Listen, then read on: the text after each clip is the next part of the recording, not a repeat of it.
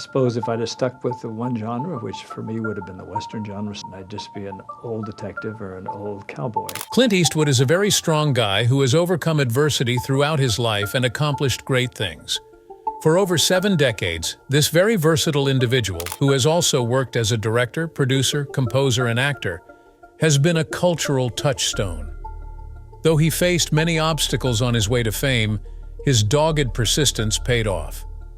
No matter how many people tried to discredit him because of his romantic decisions, Eastwood never lost sight of his job. He has now felt comfortable enough to come clean about his lifelong sweetheart at the age of 93. Come explore the surprising details of Clint Eastwood's private life with us. You will be captivated and want to find out more about what is next.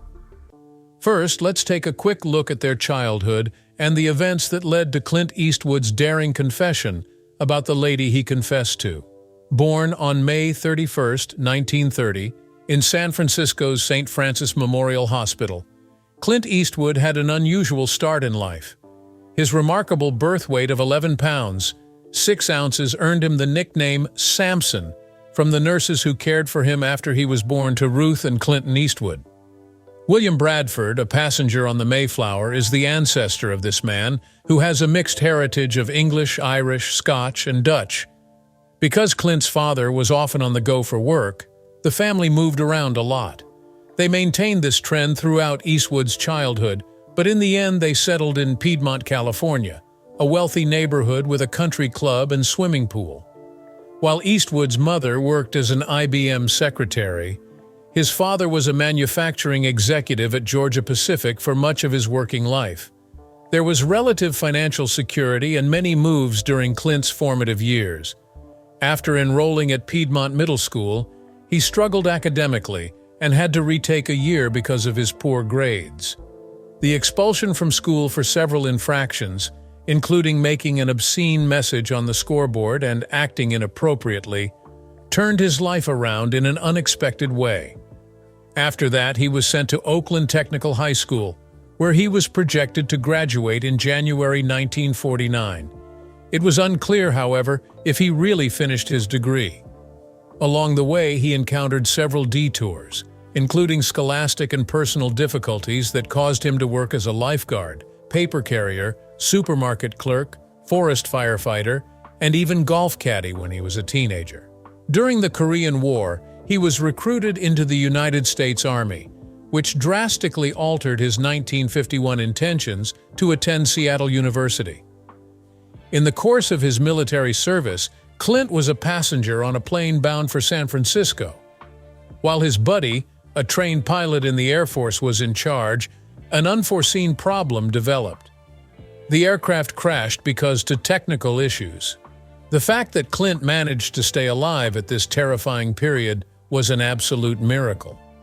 Because of his complete ignorance about aviation at the time, he naturally experienced overwhelming panic and fear. Even yet, Clint's courage was on full display as he escaped a potentially deadly situation by the skin of his teeth. A memory that lingered in Clint's mind for a long time was the ordeal of swimming to safety after the jet crashed. And yet, May 28, 1944, was the birthday of Clint's darling Sandra Lock. Camp Forest was her father's duty station. Raymond Smith was born and raised in New York City. Also in Huntsville, Alabama, her mom Pauline Bain was an employee at a pencil factory. Despite her Scottish ancestry, Bain was able to establish a matrilineal line in South Carolina that began in the late 18th century. Despite her mother's assertions, Locke publicly revealed that she and her father had divorced soon after she was born. No, Mr. Smith never did marry her mother, and Locke was aware of this. Donald, Locke's half-brother, was born on April 26, 1946, to Bain and William B. Elkins, who had a prior marriage. Sandra and Donald took Alfred Locke's last name when their mother, Bain, wed him in 1948. For a long time, Locke lived with her stepfather in Shelbyville, Tennessee, who was the owner of a construction firm. Afterwards, the family moved to Wartrace, which was close by. Locke had a bedroom telephone installed, started driving her own vehicle, and started working part-time when she was 16 years old. Although she identified as a Baptist, she mysteriously quit going to church as she got older. Lock's early years were characterized by outstanding athletic and intellectual accomplishments, which attest to her perseverance and commitment. She was named valedictorian of her class after demonstrating outstanding cheering abilities during her junior year. In addition, she was named to the 1957 Shelbyville Mills School basketball team because of her exceptional basketball abilities. When she transferred to Shelbyville Central High School in 1958, she resumed her scholastic prowess and was named valedictorian and Duchess of Studiousness by her classmates. The social circles of Lock's more famous peers ignored her despite her accomplishments. Beginning her college career in 1962, she attended Middle Tennessee State University on a full scholarship to study acting. Participation in many school performances and membership in the prestigious Alpha Psi Omega Honor Society are only two examples of Lock's extensive involvement in university life.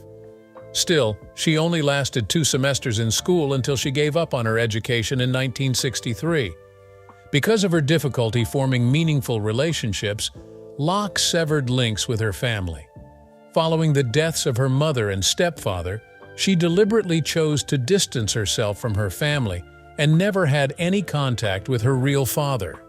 Bookkeeping and secretarial work were among Lock's many vocations. Keep in mind that Clint had a lot of interests and activities while still in school, which brought them closer together and eventually led to their paths intersecting. After years of hard effort, she finally broke into the film business in 1964. In 1966, she met Clint while working on a project. When they did meet, how did it go? And what happened afterward? It is going to be revealed soon. Early in his career, Clint Eastwood faced significant obstacles. He skillfully maneuvered through the intricate workings of the entertainment business on his journey to fame. When he first started out as an actor, it was very tough for him to get parts and become noticed. A significant opportunity presented itself to him with the film Revenge of the Creature. Unfortunately, neither he nor his performance were given any credit for the film's success. His character in the film was that of a lab worker. From that point on, Clint had a hard time landing acting gigs. To meet his financial obligations, he took on small parts in a number of films. In 1953, Clint left the service and his life's journey took him to Los Angeles. Aside from managing an apartment complex, he also took coursework at Los Angeles City College. Then, just as Clint's fortunes were turning, a huge blow occurred. Universal Studios chose to end his contract. They told Clint of his failure and ended their collaboration with him. When they were not happy with his acting skills, Clint felt a tremendous sense of devastation since he had worked so hard to be successful. During this time, Clint also dealt with issues that affected his mental health. Even more so when filming was underway, he suffered from severe anxiety. He had a particularly hard time on Revenge of the Creature set. He was rather anxious due to the high expectations placed on him and his desire to do an outstanding job. Once, he was in the middle of a violent argument between the film's producer and director over a line he was supposed to deliver. His already intense emotional condition was exacerbated by this experience. For the next few months, it would serve as his only encounter. Afraid of failing, Clint persisted in his pursuit of achievement. Many challenges befell Clint Eastwood in the 1970s. It seemed as if he were about to die. Even though Clint was already going through a difficult time, an unexpected development made things even worse. Clint Eastwood Sr., Clint's dad, had a heart attack and passed out in July 1970. During that time, Clint and his family went through a lot of bad luck and mental turmoil. While getting ready to play golf, something unexpected happened to Clint's dad. After learning of her son's illness, Ruth, Clint's mother, tried to help. Sadly, however, it was too late. The matter had progressed to an irreparable point. When he passed away, Clint's dad was only 64 years old. It was difficult for Clint to lose his father. He had a unique relationship with his father and was quite close to him. Having seen Clint's grandfather survive into his 90s, the death of Clint's dad hit home for him and his family. Nobody saw Clint's dad go so suddenly. Everyone was taken aback. The death of Clint's father, who was an influential figure in his life, was a tragic event. After losing their father, Clint and his family went through a lengthy time of adjustment. But they found comfort in one another's company and in the memories they had with Clint's father, which helped them get over their loss. Because of this, Clint started to think more about his health and decided to prioritize exercise, healthy eating, and overall wellness. An offer to participate in Sergio Leone's new film, A Fistful of Dollars, a tribute to Akira Kurosawa's Yojimbo and the creation of the legendary dollar character, came Clint Eastwood's way when he grabbed the attention of the Italian filmmaker when he was acting in Rawhide, the trilogy. At a turning point in the actor's career, Leone discovered Eastwood as the ideal gruff protagonist. Even though production would take place in Italy and Spain, and Clint would have to contribute to the series, he gladly accepted Leone's offer since his discontent with his good guy position in Rawhide was so great. Sergio Leone made a hilarious cameo years later when he said that he hired Clint in his films mainly because the actor could pull off two different expressions, one with and one without a hat. A Fistful of Dollars, the premiere film, came out in 1964. The picture bombed in the US and Europe, but it was accused of copying in other Asian countries. It gave rise to the spaghetti western subgenre and made $14 million on a $200,000 budget. Clint also gained fame around this time. For a Few Dollars More, 1965, and The Good, the Bad, and the Ugly, 1966, were the two sequels that Clint and his new management produced a few years later. A cigarillo, cowboy boots, and a cloak decorated the protagonist of each of the three flicks, who had a morally ambiguous nature and exhibited reserved behavior. Throughout his long and distinguished career, Clint Eastwood's romantic relationships have garnered a great deal of media interest. While Eastwood was only starting his marriage to Maggie Johnson, his first wife, he made his Hollywood debut in the 1950s. Despite the ups and downs and infidelity that came with their marriage, it was his longest-lasting relationship to that point. Eastwood has gone on to have children from a number of high-profile partnerships and flings since then. Sandra Lock and Clint Eastwood met at a party at Universal Studios in 1972, which a mutual acquaintance had planned. Lock, a lady who appeared to understand him better and shared his worldview, enchanted Eastwood right away. Lock, who had a history of secret affairs and a marriage of convenience, felt an immediate and deep connection to Eastwood. As they were shooting The Outlaw Josie Wales in Page, Arizona in October 1975, their romance took a dramatic turn. At this point in his relationship with Maggie Johnson, Eastwood admitted his infidelity in the past and that he had never felt genuine love. Lock was profoundly struck by Eastwood's sensitivity in his song She Made Me Monogamous, which strengthened her faith in their relationship. Sherman Oaks in Pebble Beach was a special site for Johnson and Eastwood, so once production ended, Lock chose to relocate there. Maggie made the place her permanent dwelling and kept living there despite their physical separation. Despite the peculiarity of the choice, it demonstrated the depth of their friendship and the mutual regard they maintained. Still, the nagging thought that Clint's house will always belong to Maggie, his ex-wife, remained with Lock. Margaret Neville Johnson was married to Clint Eastwood in 1953. After getting her start as a secretary, Margaret decided to switch gears and become a fitness teacher. Eastwood had a short affair while they were married. This was the parentage of their daughter Lori, who was born in 1994. Another couple from Seattle ended up adopting Lori later on. While they were married, Eastwood had a number of extramarital affairs, including with stuntwoman Roxanne Tunis. The 1959 birth of their daughter Kimber was a direct outcome of their romance. The love relationship between Eastwood and Tunis lasted until 1973. Johnson was aware of Eastwood's extramarital affairs even though their marriage was struggling. After Eastwood's ex-wife stated her reservations about living in the same home as Lock, the couple moved to Bel Air. They spent 3 years fixing up an abandoned home they had bought. As they worked on the remodeling, They split their time between several homes in Sun Valley, Idaho, Tiburon, California, and the exclusive Rising River Ranch that they had purchased from Bing Crosby's estate. Clint Eastwood and Sandra Lock came together in 1976 for the classic Western The Outlaw Josie Wales, after they had already made names for themselves in cinema. A profound bond developed during the initial stage of this undertaking, which had a significant influence on Lock's love journey. On the other hand, it was a turning point in her career.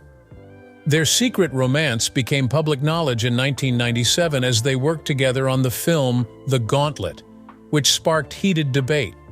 Both of their lives were profoundly affected by the public's perception of their connection, which sparked differing viewpoints. Eastwood and Johnson's open marriage was known from the start. According to Lock, he told her, "I never knew I could love somebody so much and feel so peaceful about it at the same time." Nevertheless, the media often depicted Eastwood as leaving or abandoning his wife in favor of Lock, instead of just acknowledging her marriage's decline. To Lock, it seemed like an act of anger that their connection had been unfairly portrayed as an affair. Nevertheless, she refrained from voicing her disagreement with or opposition to these ideals during that time. Eastwood aggressively suggested that Lock had her intrauterine device, IUD, removed after she complained about its effects on her sexual health while they were living together. At first, Lock was hesitant to convert to birth control pills because she was worried about the hazards involved. She finally went to a doctor for some guidance on how to keep track of her period. Despite its flaws, this approach eventually won her over. 2 abortions were performed on Lock in the late 1970s. The second one was particularly difficult for her. Regarding the situation, Lock had conflicting feelings. Although she reflected on the potential benefits of not having a kid with Eastwood, she also voiced her gratitude for not having children of her own. Lock forbade Johnson from ever contacting Clint throughout all of this. When Johnson made the decision to divorce Clint, Lock, feeling that they were divorcing, became extremely close to Clint. Johnson and Clint Eastwood had 2 children, Kyle and Allison, together until they got a divorce in 1984. She got a huge amount, anywhere from $15 million to $30 million, in her divorce, which drastically altered her financial situation. In contrast, Sandra Lock's circumstances were unique in that she was hesitant to file for a divorce from her husband, Anderson, a sculptor and ex-actor who lived in West Hollywood with his lover, John McKee. But Clint Eastwood was the one who bought the home where they resided. For reasons that are only known to her, Lock kept her relationship with Anderson under wraps. In Lock's opinion, a formal agreement was unnecessary to establish the commitment between her and Eastwood. After Eastwood's divorce from Johnson, Lock's decision to remain married to Anderson widened the chasm between them. If Eastwood had consented to couples therapy, Lock said she would have left her relationship with Anderson, but he refused. Even though they were together for a long time, Clint Eastwood never wed Sandra Lock. They were swayed by several considerations. To begin with, Eastwood's first wife, Maggie Johnson, was still a legal spouse of his when they first crossed paths. Their marriage had started to crumble before they ever separated formally. When Eastwood intended to marry Lock, he ran into problems due to his long-standing legal ties to Johnson. Also, before they started dating, both Eastwood and Lock were married. While Eastwood was wed to Maggie Johnson before, Lock was wed to Gordon Lee Anderson. Maybe they were hesitant to rush into another commitment after their previous marital experiences. Nevertheless, Clint Eastwood's extraordinary resiliency and steadfast dedication to his solitude and autonomy are noteworthy. The considerable media attention that followed his divorce from Maggie Johnson may have made him wary of getting married again in front of the public eye. If they had married Lock, the spotlight would have been on them much more. Finally, it's crucial to comprehend the intricacies of his private life and the rigorous demands of his successful profession. These factors probably contributed greatly to his wariness of marriage. Lock had a heart attack at the age of 74 in her Los Angeles house as a result of symptoms from breast and bone cancer, ending the love tale prematurely. Nobody knew she had passed away until December 13th. Just before Eastwood's The Mule was about to be published worldwide, the news of her dying made a huge splash online. It had been 6 weeks after Lock's death, but no one had said why she had been kept in the dark. No one from Lock would comment on Eastwood's death, and attempts to get in touch with her ended in failure. When Warner Brothers released Lock's second feature, Impulse, in 1990, she was one of only 11 female directors. Yet her legacy lived on. Many in the media took notice of her because of the role she played as a feminist icon. Claudia Puig of the Los Angeles Times highlighted the importance of the lawsuit that Lock had filed against Clint Eastwood in 1989, drawing attention to it as a landmark case in the legal field. The case brought up the issue of whether a woman may claim palimony from one guy to another if she is married to more than one man. Clint Eastwood has been an active filmmaker and actor for a long time, and his career is marked by several achievements. Among his many notable accomplishments are 5 Golden Globes, 5 Academy Awards, a Screen Actors Guild Award, and 5 People's Choice Awards.